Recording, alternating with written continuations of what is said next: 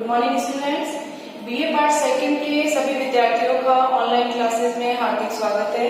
आज आपके सिलेबस का जो फर्स्ट टॉपिक है भारत में राष्ट्रवाद का उदय, इस टॉपिक के साथ आपके सेकंड ईयर के विद्यार्थियों का जो है आज फर्स्ट क्लास है और हमारा फर्स्ट टॉपिक है भारत में राष्ट्रवाद का उदय। राष्ट्रवाद का उदय।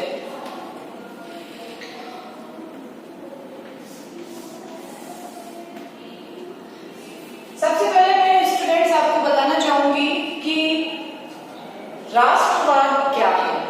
भारत, आप सभी जानते हैं, भारत हमारा देश है। राष्ट्रवाद क्या है? राष्ट्रवाद जो टॉपिक है, जो राष्ट्रवाद जो शब्द है, इसका अर्थ होता है राष्ट्रीयता यानी कि देश प्रेम की भावना। एक ऐसी भावना जो आपको अपने देश से प्रेम करना सिखाती है।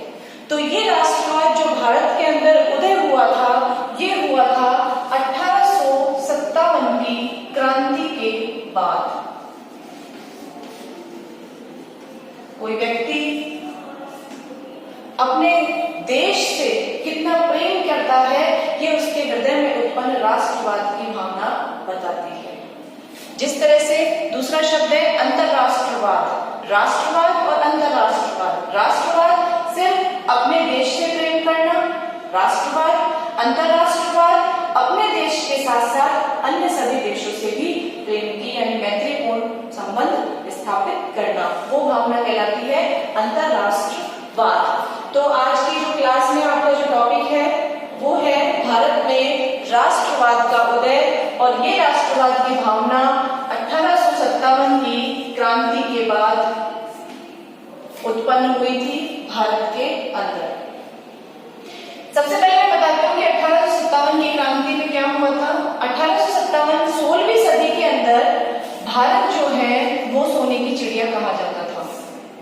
सोने की चिड़िया कहलाए जाने वाले भारत, जिसका गौरव, जिसकी उन्नति चरमोत्कर्ष पर थी, ऐसी स्थिति में जो यूरोप के देश हैं उन या फिर पूर्वी देश हैं, उन सभी ने भारत के साथ व्यापार करने की इच्छा जाहिर की और इसीलिए उन्होंने भारत के साथ व्यापार करने के लिए ही लंदन के व्यवसायियों ने मिलकर एक कंपनी का निर्माण किया और वो कंपनी कहलाई east India company. East India company, इसकी जो स्थापना की गई थी वो की गई थी लंदन के व्यवसायियों के द्वारा यानी व्यापारियों के द्वारा। लंदन के व्यापारियों के द्वारा ईस्ट इंडिया कंपनी की स्थापना की गई और 31 दिसंबर 1600 ईस्वी में महारानी एलिजाबेथ ने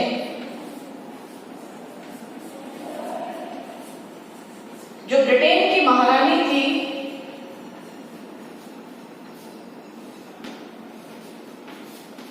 ब्रिटेन की जो महारानी थी, उन्होंने 31 दिसंबर 1600 ईस्वी को लंदन के व्यापारियों को ईस्ट इंडिया कंपनी स्थापित करने की परमिशन दी और साथ में भारत के साथ व्यापार प्रारंभ करने की भी अनुमति प्रदान कर दी। ईस्ट इंडिया कंपनी को वो लाइसेंस दे दिया गया कि वो भारत आए और भारत आकर के वो भारत के अंदर अपना व्यापार स्थापित करे। मैं आपको फिर से बताना चाहूंगी कि भारत में जो राष्ट्रवाद का उदय हुआ था 1857 की क्रांति के बाद हुआ था और 1857 की क्रांति के बाद 16वीं सदी में ईस्ट इंडिया कंपनी की स्थापना की गई और लंदन के व्यापारियों के द्वारा जो ईस्ट इंडिया कंपनी है उसकी स्थापना की गई और 31 दिसंबर 1600 ईस्वी में जो ब्रिटेन की महारानी थी एलिजाबेथ, उन्होंने भारतीयों के साथ व्यापार करने के लिए इन व्यापारियों को परमिशन दे दी। इसके आगे हम देखेंगे कि ईस्ट इंडिया कंपनी जो है उसने भारत में आकर जो जो भारत सोने की चिड़िया कहलाता था उसमें आकर व्यापार किया और भारत का जो सारा खजाना था यानी भारत की जो धन संपदा थी उसे लूट करके व्यापार के माध्यम से ब्रिटेन में ले गए। 1857 का जो स्वतंत्रता संग्राम था वो ईस्ट इंडिया कंपनी के बाद जो भारत के अंदर राजनीतिक, सामाजिक, धार्मिक, आर्थिक जो पतन हुआ था उस पतन के जो रोष के परिणाम स्वरूप 1857 की क्रांति की गई थी। जो संग्राम हुआ था वो ईस्ट इंडिया कंपनी के विरोध में ही हुआ था। तो 1857 की क्रांति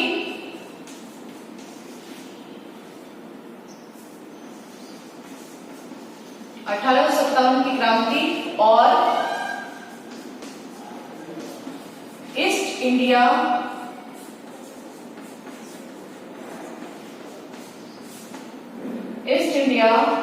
कंपनी का अंत।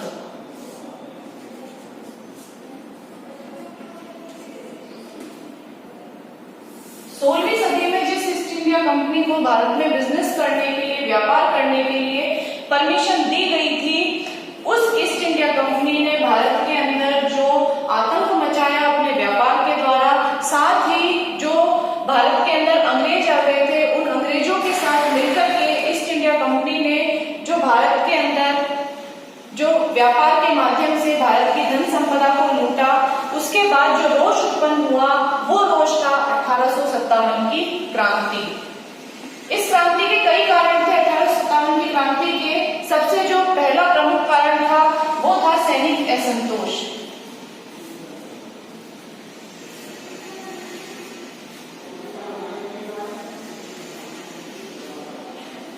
उस समय अंग्रेज जो थे वो एक ऐसा कारतूस बनाते थे जिस कारतूस में गाय और सूअर की चर्बी लगती थी और उसे मुंह से खोलना होता था।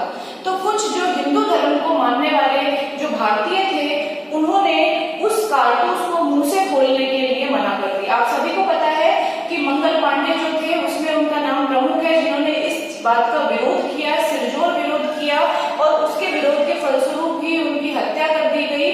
तो मैं आपको बताना चाहूंगी कि ये जो सैनिक असंतोष था वो इसी अंग्रेज शासन के विरुद्ध था, क्योंकि जो सैनिक मांस मदिरा का सेवन नहीं कर रहे थे उन्हें उस कारतूस को मुंह से खोलने की उनको बहुत ज्यादा उनको ये बोला जाता था कि आप इस तरह से इसे मुंह से खोलिए, जबकि उनके धर्म के वो विपरीत था कि वो इस तरह से गाय और सूअर की जो चर्बी वाला कारतूस है उसे मुंह में ले। तो ये जो सैनिक असंतोष था वो वहां पर उत्पन्न हो चुका था। दूसरा जो कारण था इसका वो था भेदभाव की नीति। 1857 की क्रांति का जो मेन कारण था वो भेदभाव की नीति थी कि अंग्रेज जो थे वो भारतीयों के साथ भेदभाव किया करते थे, चाहे वो जातिगत भेदभाव करते थे, चाहे वो जाति के साथ साथ रंग भेद की नीति भी उनके साथ किया करते थे। साथ ही भारतीयों के साथ जो आर्थिक भेदभाव किया जाता था, धार्मिक भेदभाव किया जाता, उन्हें निम्न जाति का समझा जाता था। अंग्रेज उन्हें जानवर की तरह उन्हें ट्रीट करते थे, यानी कि उन्हें जानवर समझा करते थे। तो ये जो भेदभाव की नीति थी ये भी 1857 की क्रांति का प्रमुख कारण थी। तो ये जो 1857 की क्रांति हुई, लेकिन इस क्रांति का असफलता जो थी वो भी इसका एक बहुत बड़ा माइनस पॉइंट थी कि 1857 की क्रांति असफल क्रांति में मानी जाती है। ये जो क्रांति थी ये एक असफल क्रांतियों में मानी जाती है 1857 की क्रांति। और क्यों मानी जाती है असफल क्रांतियों में? क्योंकि इसके अंदर जो भारतीयों को जो अस्त्र शस्त्र दिए गए थे वो आधुनिक नहीं थे, जो टेक्निकली वो बहुत ज्यादा नए नहीं थे। आधुनिक हथियारों का ना होना,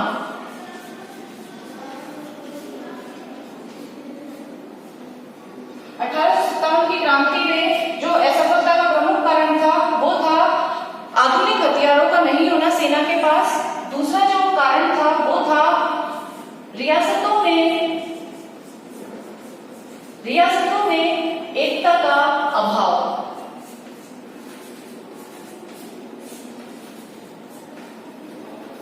जो देसी रियासतें थी जिनके साथ मिलकर के 1857 की क्रांति की गई थी, उसका अभाव जो था एकता का, उन रियासतों में एकता नहीं थी। कुछ जो राजा थे वो अपने स्वार्थ के कारण अंग्रेजों से मिल गए थे, इसीलिए ये क्रांति जो थी वो धीरे धीरे असफल हो गई। मैं आपको कहूंगी कि बच्चों, आप इन सभी जो पॉइंट्स जो मैं आपको लिखा रही हूँ, आप उन्हें नोट भी कर सकते हैं, आप अपने नोट्स बना सकते हैं और आप इन्हें उतारते चलिए अपने साथ। जो इसमें अगला कारण था वो था क्रांतिकारियों की सेना में भी एकता का अभाव था। जो तीसरा जो कारण था वो था क्रांतिकारियों में एकता का अभाव।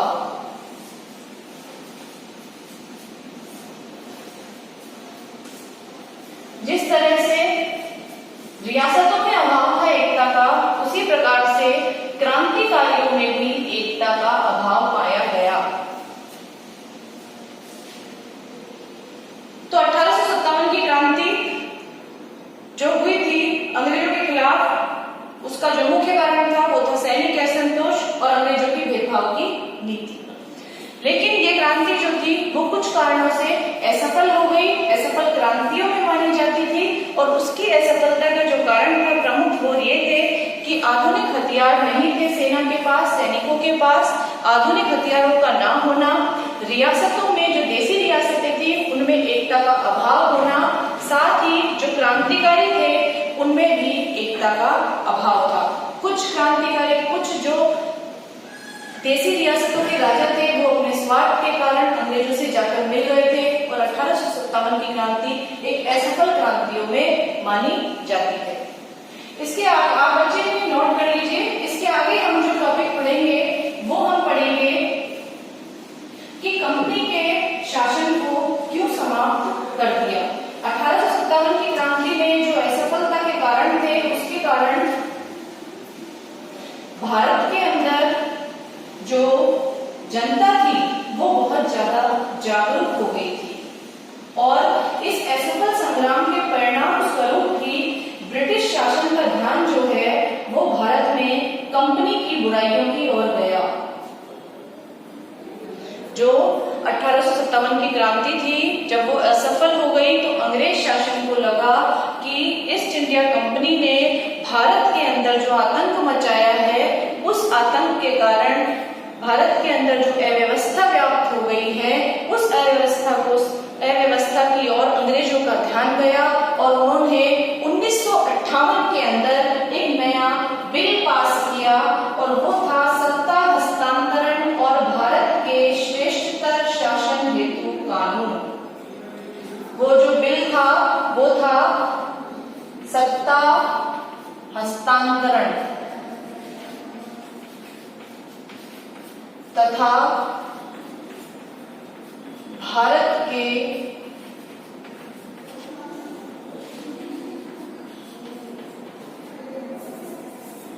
विकास के लिए श्रेष्ठ कानून।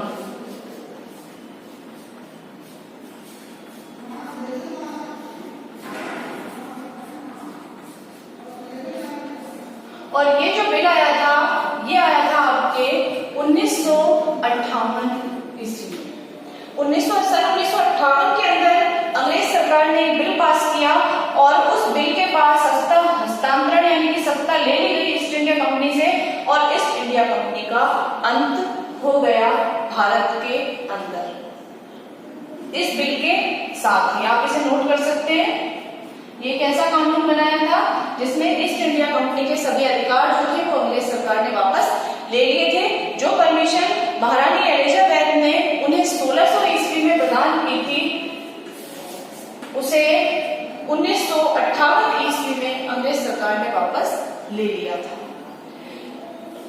इसे नोट करने के बाद हम अपने अगले टॉपिक की ओर चलेंगे, जो कि आज का हमारा प्रमुख टॉपिक है और वो टॉपिक है भारतीय राष्ट्रीय आंदोलन का उदय या भारत में राष्ट्रवाद का उदय, the rise nationalism in India, कि ऐसे कौन से कारण थे जिसके कारण भारत में राष्ट्रवाद का उदय हुआ।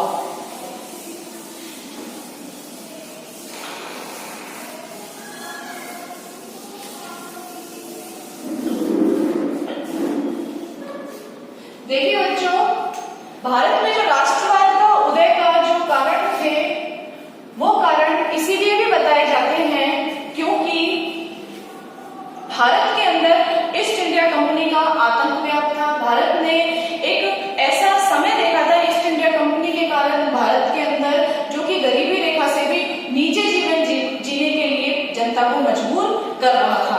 अंग्रेज शासन उन्नति कर रहा था, अंग्रेज उन्नति कर रहे थे और भारतीय दिन प्रतिदिन और गरीब होते जा रहे थे। उनके साथ बहुत ही भेदभावपूर्ण व्यवहार हो रहा था। 1857 की जो क्रांति थी वो असफल क्रांति जरूर थी, लेकिन उसने भारतीयों को जागरूक करने के लिए अपने बहुत सारे जो बिंदु थे वो भारतीय जनता को दिए थे और भारतीयों के अंदर एक जागरूकता उत्पन्न करने, जागरूकता व्याप्त करने में 1857 की क्रांति का महत्वपूर्ण योगदान था। और वही क्रांति के बाद जो पहला पॉइंट उसके अंदर आता है कि भारत के अंदर ऐसे कौन से बिंदु हुए जिनसे ये देखा गया कि 1857 की क्रांति के बाद भारत में राष्ट्रवाद का उदय हुआ। तो पहला जो इसमें टॉपिक है वो आता है 1857 का स्वतंत्रता संग्राम।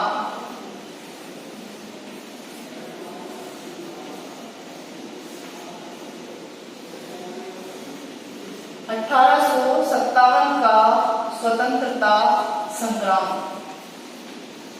पहला टॉपिक आता है 1857 का स्वतंत्रता संग्राम, कि ये जो स्वतंत्रता संग्राम था 1857 का, इस स्वतंत्रता संग्राम में भारतीयों के सामने बहुत सारी चीजें, जो बहुत सारी बातें थी वो क्लियर कर दी थी अंग्रेजी शासन को लेकर के, कि जो अंग्रेज जो थे वो किस तरह से भारतीयों में फूट डाल रहे थे और राज कर रहे थे, जो एकता जो थी उसे समाप्त कर रहे थे। क्या क्या उनके भारतीयों के साथ जो अन्याय किया था उस अन्याय का पता 1857 की क्रांति के बाद ही हुआ था। जो क्रांति हुई थी उसके दमन के लिए भी अंग्रेज सरकार ने जो वहां हमारे जो कैदी थे उन्हें बहुत ही बर्बरता से मारा था और उसी बर्बरता को देखते हुए कई विचारकों ने अपने विचार भी व्यक्त किए थे। अंग्रेजी शासन की बहुत ही क्रूरता को उन्होंने देखा और एक क्रूर शासक के रूप में उन्हें भारतीय जनता ने जाना। इसलिए 1857 का जो स्वतंत्रता संग्राम था उसने अपनी महत्वपूर्ण भूमिका अदा की भारत में राष्ट्रवाद के उदय की। नेशनलिज्म की जो भावना थी जनता में जो उदय हुई वो हुई 1857 की क्रांति के बाद। दूसरा जो इसका प्रमुख टॉपिक है वो आता है राष्ट्रीय एकता की स्थापना। आप इन्हें साथ में नोट करते चले। राष्ट्रीय एकता की स्थापना।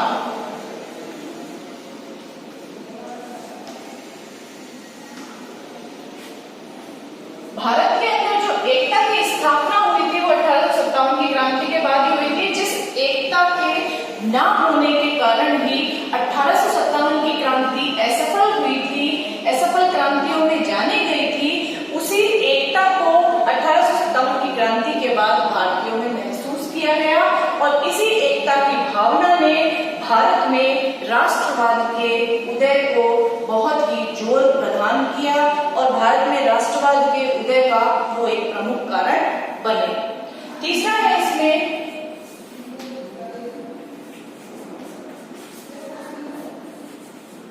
तीसरा जो पॉइंट है, मैं आपसे बार बार कह रही हूं बच्चों कि आप इन्हें नोट करते चले जो भी पॉइंट है।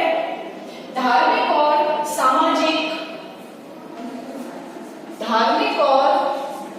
सामाजिक पुनर्जागरण।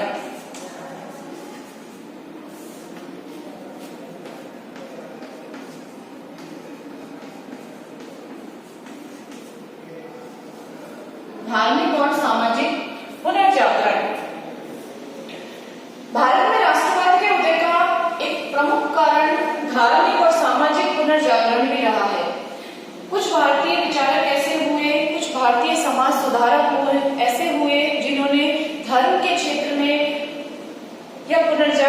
क्षेत्र में, समाज के क्षेत्र में उन्होंने ऐसे कार्य किए कि भारतीयों को अंधविश्वास की जो रेखा थी उससे उन्होंने बाहर निकाला।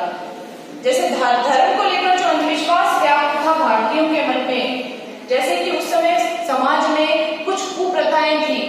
वो कुप्रथा कौन कौन सी थी? जैसे कि बाल विवाह, विधवा विवाह, पर्दा प्रथा, उन सभी का जो निराकरण किया था कुछ विचारकों ने, और उन विचारकों के निराकरण के बाद ही जो धार्मिक और सामाजिक पुनर्जागरण की जो लहर भारत में दौड़ पड़ी थी, उसने राष्ट्रवाद के उदय में महत्वपूर्ण भूमिका निभाई थी। और ये कौन कौन से समाज सुधारक थे? इनके अंदर था हमारे जो समाज सुधारक थे वो थे राजा राम मोहन राय। आप सभी जानते हैं, फर्स्ट ईयर में आप पढ़े हैं ये सारे विचारकों को। आपके द्वितीय पेपर में राजा राम मोहन राय, दयानंद सरस्वती,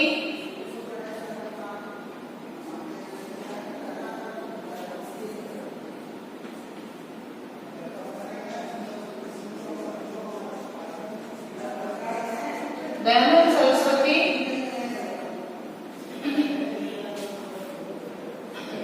एनी बेसेंट,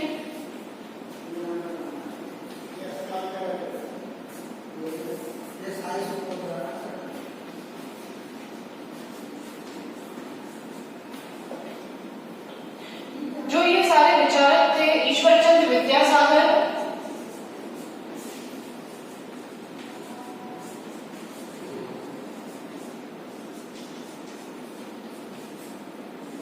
ये जितने भी विचारक हुए थे इन्होंने धार्मिक क्षेत्र में और सामाजिक क्षेत्र में जो पुनर्जागरण की जो लहर जो थी उसे जागृत किया था। और आप सभी जानते हैं कि एनी बेसेंट जो थी उन्होंने थियोसॉफिकल सोसाइटी, एनी बेसेंट ने एक थियोसॉफिकल सोसाइटी जो है उसका निर्माण किया था।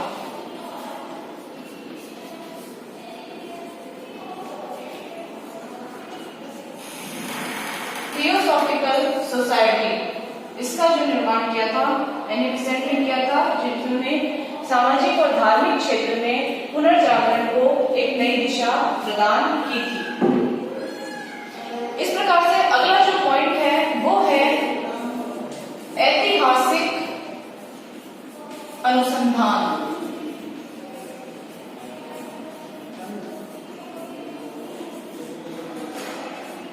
ऐतिहासिक अनुसंधान वो भारतीय सभ्यता और संस्कृति को बहुत ही गिरा हुआ महसूस करते थे, वो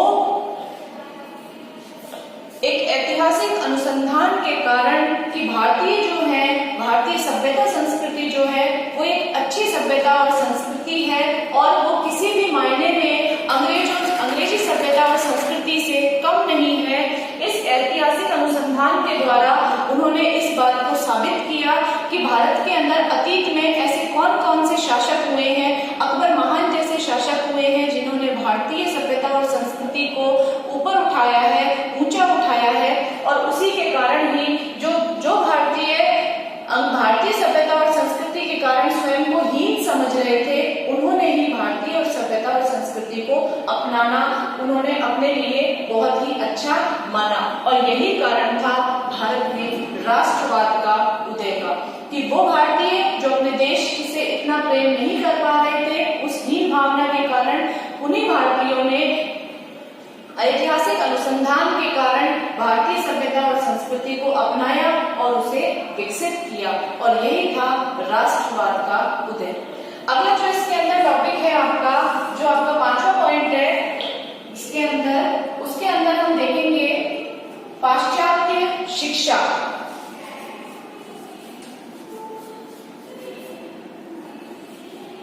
पाश्चात्य शिक्षा, इसके अंतर्गत भी वही आता है। अंग्रेजों ने पाश्चात्य शिक्षा यानी अंग्रेजी भाषा के अंदर जो शिक्षा प्रारंभ की थी वो अपने स्वार्थ के लिए की थी कि वो भारतीयों को अंग्रेजी का इतना ही ज्ञान दे जिससे कि वो उनके लिए कारगर साबित हो। लेकिन इस पाश्चात्य शिक्षा अंग्रेजी ने राष्ट्रवाद के उदय को भी एक नई दिशा प्रदान की। कैसे प्रदान की पाश्चात्य शिक्षा ने? कि वो भारतीय जो अलग अलग धर्म और संप्रदाय को मानते हैं, अलग अलग भाषा और बोली को बोलते हैं, उन्हें अंग्रेजी भाषा का ज्ञान अंग्रेजों के द्वारा करवाया गया और उसी अंग्रेजी भाषा के द्वारा उनके बीच कम्युनिकेशन बढ़ा, जो वार्तालाप बढ़ा, बातचीत का दौर बढ़ा अंग्रेजी के द्वारा। तो उन्होंने अपने राष्ट्रवादी विचारों को एक स्थान से दूसरे स्थान पर पहुंचाना प्रारंभ किया और एक बंगाल के व्यक्ति को, पूर्व के जो व्यक्ति को पश्चिम के व्यक्ति के बारे में, यानी राजस्थान के व्यक्ति के बारे में जो है वो समझना बहुत ज्यादा आसान हो गया कि वो क्या राष्ट्रवादी बातें जो है वो हमसे कहना चाह रहे हैं। उन बातों को इसी वार्तालाप के द्वारा, यानी पाश्चात्य शिक्षा अंग्रेजी के द्वारा एक स्थान से दूसरे स्थान पर पहुंचाया जा रहा था। अगला जो है इसके अंदर वो है भारतीयों का विदेश गमन। भारतीयों का विदेश गमन।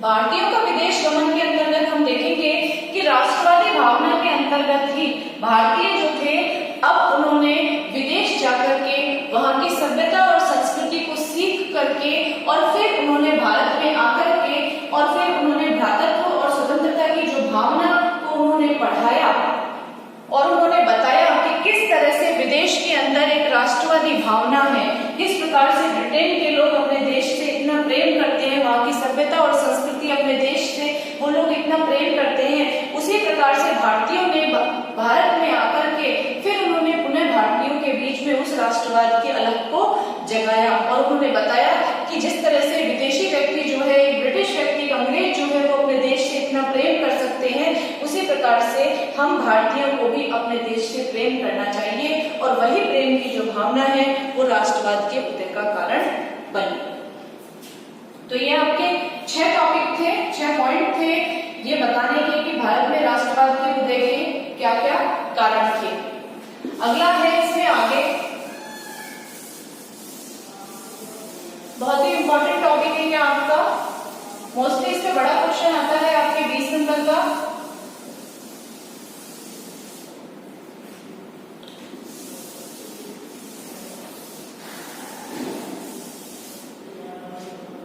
आठवां जो इसमें टॉपिक है वो है आर्थिक असंतोष।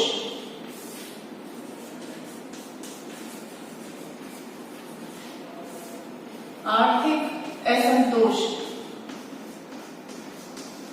जिस प्रकार से अंग्रेज जो थे वो भारतीयों के साथ भेदभाव कर रहे थे, अंग्रेज लोग तो बहुत ही शानो शौकत के साथ अपना जीवन यापन कर रहे थे और भारतीय लोग गरीबी का जीवन जी रहे थे, उस आर्थिक असंतोष की भावना ने राष्ट्रवाद के उदय में अपनी महत्वपूर्ण भूमिका अदा की। जिस समय भारत जो था वो गरीबी से जूझ रहा था, भारत जो था उस समय भारत के अंदर एक महामारी फैली हुई थी और ऐसे समय के अंतर्गत जो ब्रिटिश जो रानी थी उसके दरबार के लिए एक दिल्ली दरबार का आयोजन किया गया जो कि बहुत ही गलत था, क्योंकि भारतीय जनता जो भूखी मर रही थी, उन्हें 2 वक्त खाने के लिए रोटी नहीं थी और अंग्रेज शासन जो था वो उस समय महारानी के स्वागत के लिए दरबार का आयोजन कर रहा था और उस शान शौकत में उन्होंने बहुत सा पैसा व्यर्थ ही बर्बाद कर दिया था, जो कि भारतीयों के 2 वक्त की रोटी के लिए शायद काम आ सकता था। तो यही आर्थिक असंतोष जो था वो राष्ट्रवाद की भावना को जागृत करने में कारगर साबित हुआ।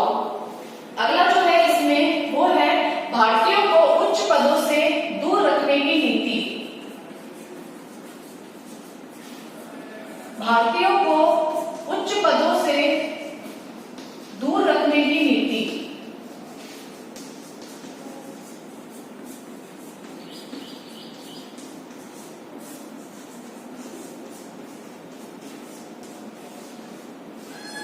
कि अंग्रेज शासन जो था वो भारतीयों को उच्च पदों पर नियुक्ति नहीं दे रहा था। उन्होंने जो सिविल सेवा की परीक्षाओं की जो आयु थी उसे भी उन्होंने 21 वर्ष से घटाकर 19 वर्ष कर दिया था और भारतीयों के लिए 19 वर्ष की अवस्था में सिविल सेवा की परीक्षा पास करना नामुमकिन था और ये सिर्फ एक सीधी तरीका था भारतीयों को उन उच्च पदों से मुक्त करने का, भारतीयों को एक इस परीक्षा से दूर रखने का, जो कि अंग्रेजों की ये नीति थी।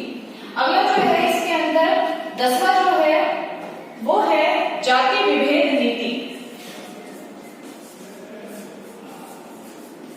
जाति विभेद नीति, जिस प्रकार से आप सभी को पता है कि अंग्रेजी शासन जो है वो भारतीयों को निम्न जाति का समझता था, काले गोरे का भेद करता था। गांधी जी ने उसके खिलाफ जो है एक बहुत ही बड़ा आंदोलन भी चलाया था लघु भेद नीति के खिलाफ। जो भारतीयों को निम्न जाति का अंग्रेज जो थे वो समझते थे, वो ये समझते थे कि अंग्रेज भारतीय जो है वो एक जानवर के समान है और उन्हें तमीज नहीं है रहने की। एक जाति विभेद जो था, एक भेदभाव जो था वो अंग्रेजों के मन में सदैव ही रहता था। और इस जाति विभेद की नीति ने एक काम किया, भारतीयों के मन में राष्ट्रवाद की भावना को उत्पन्न करने का। अगला जो है इसमें 11वां टॉपिक है यातायात और संचार के साधनों का विकास।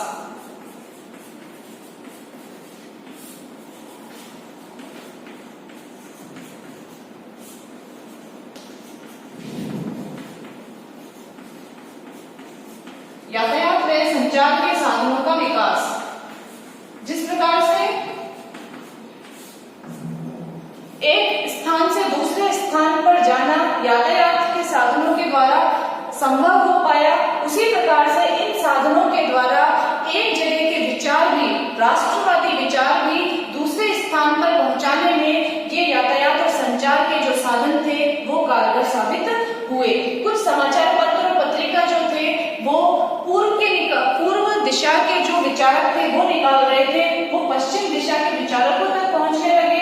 जो उत्तर के विचारक निकाल रहे थे वो दक्षिण तक पहुंचने लगे, और ये संभव हो पाया यातायात और संचार के साधनों के द्वारा। इस तरह से जो राष्ट्रवादी विचार थे, जो नीतियां थी, वो एक स्थान से दूसरे स्थान पर पहुंचने लगी और संपूर्ण देश में राष्ट्रवादी भावना की जो अलग थी वो जागृत होने लगी।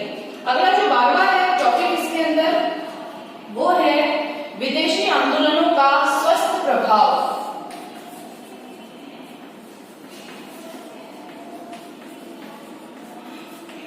विदेशी आंदोलनों का स्वस्थ प्रभाव। जिस प्रकार से भारत के अंदर राष्ट्रीय आंदोलन चल रहा था, उसी प्रकार से अन्य देशों में भी अपने अपने अस्तित्व को बनाए रखने की लड़ाई चल रही थी। फ्रांस की क्रांति, कौन कौन से थे वो देश, जैसे कि फ्रांस, जर्मनी, रोमानिया,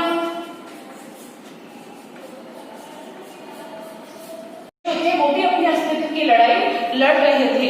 तो भारतीयों को एक प्रेरणा जो है वो इन देशों से मिली कि अगर वो देश आजादी की लड़ाई लड़ सकते हैं, राष्ट्रवादी लड़ाई लड़ सकते हैं, तो हम भारतीय क्यों नहीं लड़ सकते हैं। तो विदेशी आंदोलनों का भी एक अच्छा प्रभाव जो था वो भारतीय राष्ट्रीय आंदोलन पर पड़ा, भारतीय राष्ट्रवाद की भावना को उदय करने पर पड़ा। अगला जो है इसके अंदर वो 13वां टॉपिक वो है लॉर्ड लिटन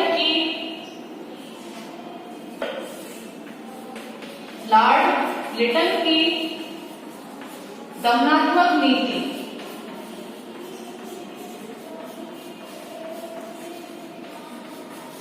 जो भारतीय गवर्नर हुए थे लॉर्ड लिटन, अंग्रेजी शासन के दौरान इनकी नीति जो थी वो दमनात्मक थी, यानी कि भारतीयों के विरोधी नीति थी। ये भारतीयों को दमन करने के लिए, उनको परेशान करने के लिए, मारने के लिए किसी भी हद तक जा सकते थे। और इनकी जो नीति थी इसने राष्ट्रवादी भावना को जनता में जागृत करने में महत्वपूर्ण भूमिका निभाई। जब इन्होंने जनता पर अत्याचार करने शुरू किए तो भारतीयों के मन में आजाद होने की जो भावना थी वो प्रबल रूप से जोर पकड़ने लगी थी। अगला है इसमें लास्ट इल्बर्ट बिल विधेयक।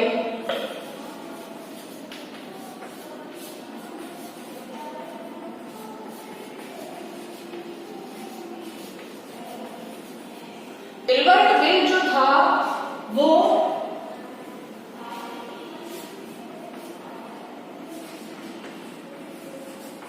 एक विवाद था, और इसका क्या कारण था इस विवाद का? इसका प्रमुख कारण ये था कि इस बिल के द्वारा अंग्रेजों ने एक नियम बना दिया था कि जो भारतीय जितने भी वो हैं कैदी, अपराधी, उन सभी की सुनवाई तो भारतीय जज कर सकते हैं, लेकिन जो अंग्रेज कैदी और अपराधी है उनकी सुनवाई जो है नहीं कर सकते हैं। उन्हें उस जूरी में से निकाल दिया जाता था जिस जूरी में अंग्रेज अपराधियों की सुनवाई हुआ करती थी। और कहीं ना कहीं ये भारतीय जजों का एक बहुत बड़ा अपमान था जो इस बिल के द्वारा किया गया था। इस तरह से जो मनमाना जो व्यवहार है, मनमानी जो सजा है वो भारतीयों को दी जा रही थी अंग्रेजों के द्वारा, लेकिन भारतीय जजों के द्वारा अंग्रेज कैदियों को कोई सजा नहीं दी जा सकती थी। इस बिल के अंतर्गत ये बताया गया जिसका भी पुरजोर विरोध हुआ। तो ये 14 कारण थे भारत में राष्ट्रवाद के उदय के। भारत, आप इन सभी को नोट कर सकते हैं अपने नोट्स में। मैं आपको बार बार बच्चों बता रही हूँ कि भारत में जो राष्ट्रवाद यानी कि देश प्रेम की भावना है वो 1857 की क्रांति के बाद से ही जोर पकड़ने लगी और क्रांति के असफल होने के बाद उस भावना ने अपना रुख जो था वो आजादी की ओर मोड़ लिया था। इस राष्ट्रवादी भावना का जो पहला जो परिणाम निकलकर आया वो आया कांग्रेस की स्थापना। कांग्रेस की स्थापना। कांग्रेस ये हमारी आज की पार्टी नहीं है। कांग्रेस एक राजनीतिक दल उस समय था जिसने आजादी की लड़ाई लड़ी थी और इसकी स्थापना जो की थी वो सर ए.ओ. मून ने की थी। ये भी अंग्रेज रिटायर्ड अफसर थे।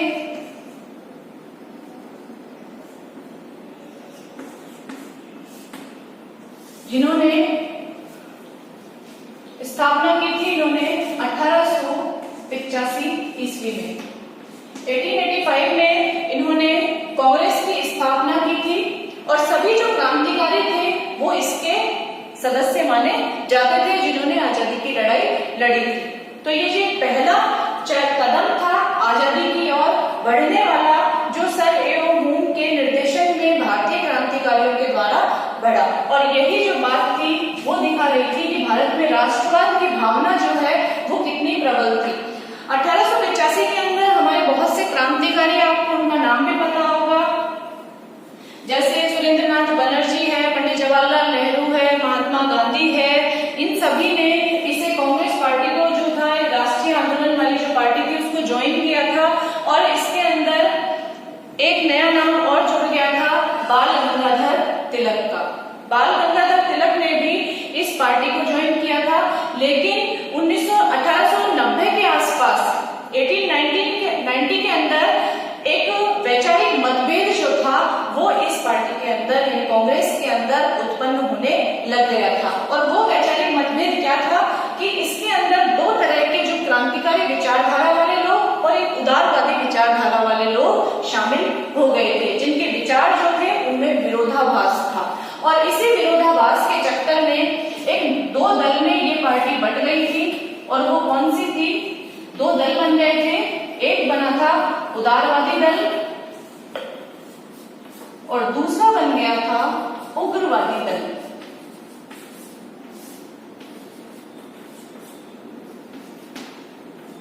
उदारवादी दल ऐसा दल जिसे अंग्रेजों की न्यायप्रियता में विश्वास था, जो ये सोचता था कि अंग्रेज उनके भले के लिए कार्य कर रहे हैं और वो एक दिन हमें आजादी अवश्य ही दे देंगे।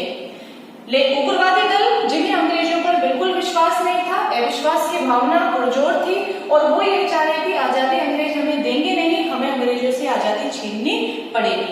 तो स्टूडेंट्स, हम अपने अगले जो क्लास है उसमें हम ये पढ़ेंगे कि किस तरह से ये दो दल है, उदारवादी और उग्रवादी दल, और इन दलों की क्या विचारधाराएं हैं, क्या इनके साधन रहे भारत को आजाद कराने के, ये हम अपनी नेक्स्ट क्लास में पढ़ेंगे।